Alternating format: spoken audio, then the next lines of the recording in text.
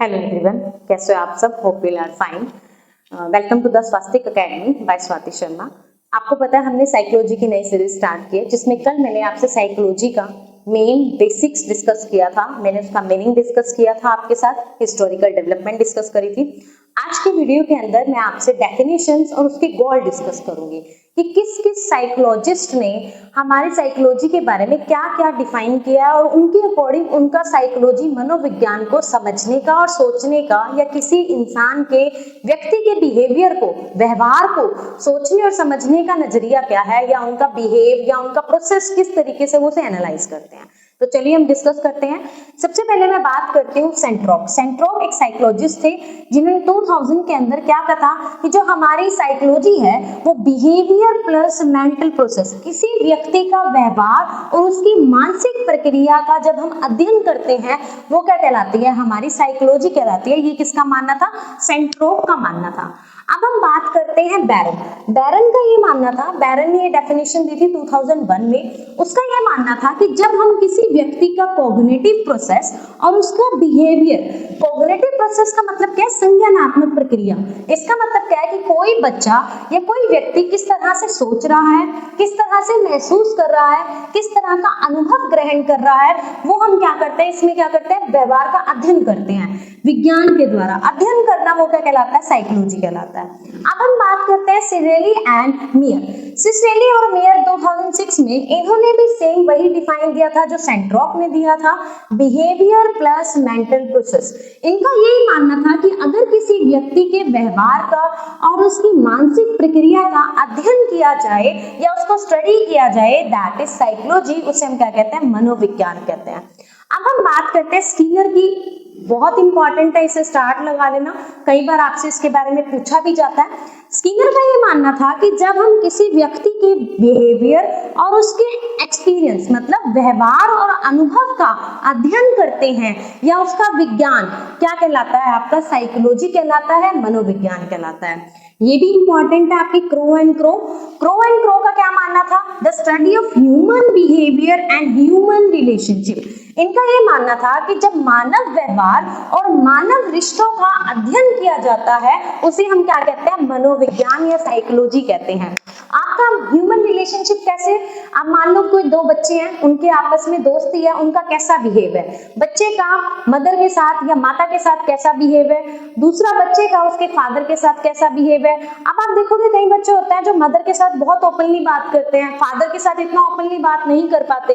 तो crow and crow का ये मानना होता है जब हम किसी व्यक्ति के व्यवहार का और उसके रिश्तों का अध्ययन करते हैं ना, तो उसे हम क्या कहते हैं? साइकोलॉजी, मनोविज्ञान या मन का अध्ययन कहते हैं। आगे हम बात करते हैं वुडवर्थ की। ये भी बहुत इंपॉर्टेंट है।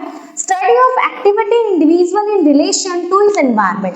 ये कहता है कि जब कोई अकेला व्यक्ति अपने पर्यावरण के साथ कोई रिश्ता करता है, रिश्ता बना के कोई प्रक्रिया करता है या कोई एक्टिविटी करता है, वो क्या कहलाता है? आपका साइकोलॉजी कहलाता है। इसको बेसिकली अगर आप मानते हो तो बच्चा स्कूल में जाता है, स्कूल में क्लासरूम का एनवायरनमेंट डिपेंड करता है, वो बताता है कि बच्चा किस तरह से क्लास में सीख रहा है और वो क्या गेन कर रहा है। तो आप ये भी मानते हो कि हमारा एनवायरनमेंट उस बच्चे के लिए बहुत ज्यादा इफेक्ट करता है। आगे हम बात करते हैं विलियम जेम्स। विलियम जेम्स का ये मानना था कि जब आप किसी चीज को describe, explanation of conscious soul, चेतन मन से जब आप किसी चीज का उल्लेख करते हो या वर्णन करते हो, वो क्या कहलाता है? साइकोलॉजी कहलाता है। जिस तरह से मैं अभी आपको साइकोलॉजी के बारे में समझा रही हूँ, दैट इज कॉन्शियस सोल, ये मेरा चेतन मन है। तो जब मैं इसके बारे में उल्लेख कर रही हूँ या वर्णन कर रही हूँ, वो क्या कहलाता है? आपका साइकोलॉजी कहलाता है। वो क्या है? विलियम जेम्स ने कहा था। कोफका का भी सेम कॉन्सेप्ट वुडवर्थ के लिए था कि study of activity of individual in relations to his environment.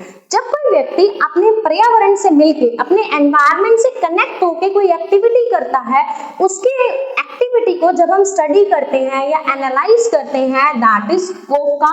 और वो क्या कहलाती है? आपकी साइकोलॉजी कहलाती है, मनोविज्ञान, या आप कह सकते हो आत्मा का अध्ययन या मन का अध्ययन या मन का विज्ञान, जिस तरह से आप इसे लेना चाहो।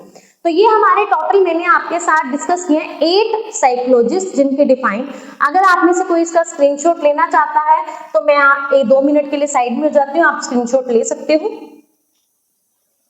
अब हम डिस्कस करने वाले हैं गोल ऑफ साइकोलॉजी।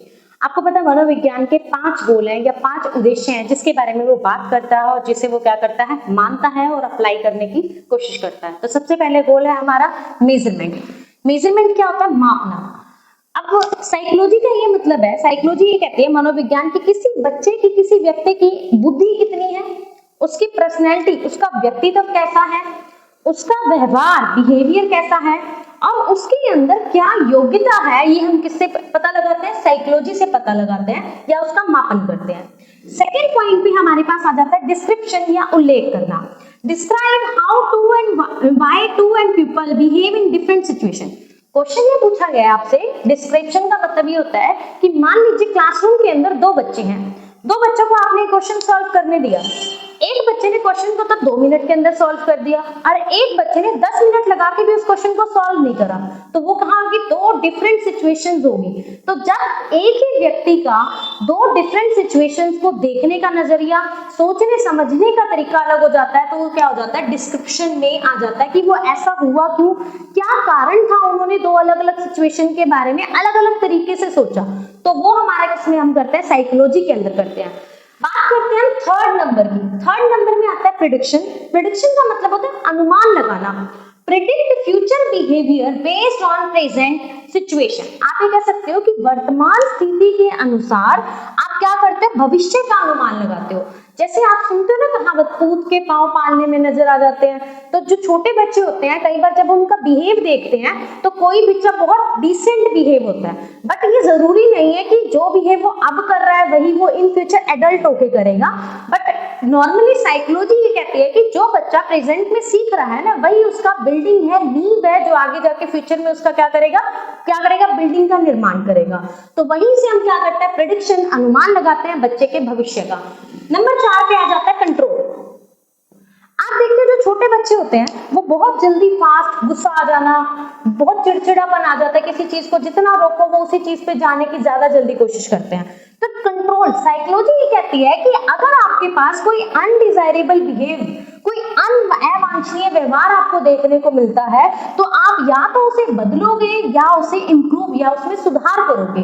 कैसे? अब अवांछनीय व्यवहार का मतलब ये नहीं होता कि कोई बच्चा गाली दे रहा है या कोई बच्चा लड़ाई कर रहा है आप उसे ही अनडिजायरेबल में काउंट करोगे, नहीं। छोटी छोटी हैबिट्स भी अनडिजायरेबल में काउंट होती हैं। जैसे मान लीजिए किसी बच्चे को आपने पानी का ग्लास रखने को बोला और उसने नो करा, या उसने आपकी आवाज को सुना नहीं, या उसने उसको इग्नोर कर दिया, तो वो एक अनडिजायरेबल बिहेवियर में ही काउंट होता है। तो आप उसे क्या करोगे, या तो प्यार से या डांट के क्या करोगे, उसको उस बिहेवियर को चेंज करने की कोशिश करोगे।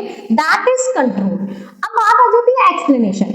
एक्सप्लेनेशन में सबसे पहले आता है understand the cause and behaviour. अब जो बिहेवियर, जो व्यवहार हमें बच्चे का दिखाई दे रहा है, उसका क्या कारण है, किस कारण से वो ऐसा व्यवहार कर रहा है, वो हम क्या करते हैं, इसके अंदर उसका वर्णन करते हैं और उसको एक्सप्लेन करते हैं। तो इससे पहले हमने क्या डिस्कस किया था, हमने डिफाइंस डिस्कस किए थे। 8 साइकोलॉजिस्ट के थे, जिनके 8 साइकोलॉजिस्ट के बारे में जिन्होंने 8 डिफाइन दी थी अपनी अपनी, कि उन मनोविज्ञान को लेकर उनका क्या विचार है, क्या उनकी सोच है, वो मैंने आपके साथ डिस्कस किया। अब मैंने बताया आपको 5 मेजर गोल जो हमारे साइकोलॉजी के हैं। सबसे पहले आपको याद करना है मेजरमेंट, सेकंड है आपके पास डिस्क्रिप्शन, थर्ड है आपके पास प्रेडिक्शन, फोर्थ है आपके पास कंट्रोल, फिफ्थ है आपके पास एक्सप्लेनेशन। तो होप सो जो आज आपको पाठ करवाया वो आपको समझ में आया होगा। अगर आपको मेरी वीडियोस अच्छी लगती हैं, मेरा कंटेंट आपको समझ में आता है, और जितना भी कंटेंट मैं यहाँ पे करवा रही हूँ वो आपको पीडीएफ की फॉर्म में भी अवेलेबल करवाया जाएगा। और ये जो कंटेंट है ये बाइलिंगुअल लेके चल रही हूँ मैं, तो आप ये मत सोचना कि ये सिर्फ इंग्लिश वालों के बच्चों की प्रायोरिटी है या हिंदी वालों की। ये बाइलिंगुअल चल रहा है आपका, और ये हिंदी और इंग्लिश दोनों में ही ऐसे ही आपको नोट्स प्रोवाइड होंगे और ऐसे ही आपको यहाँ पे करवाया जाएगा। अगर आपको मेरे नोट्स अच्छे लगते हैं, मेरा करवाया हुआ कंटेंट आपको समझ में आ रहा है, तो please like, share and subscribe my channel. कल हम स्टडी करेंगे स्कूल ऑफ साइकोलॉजी, तो स्टे ट्यून्ड।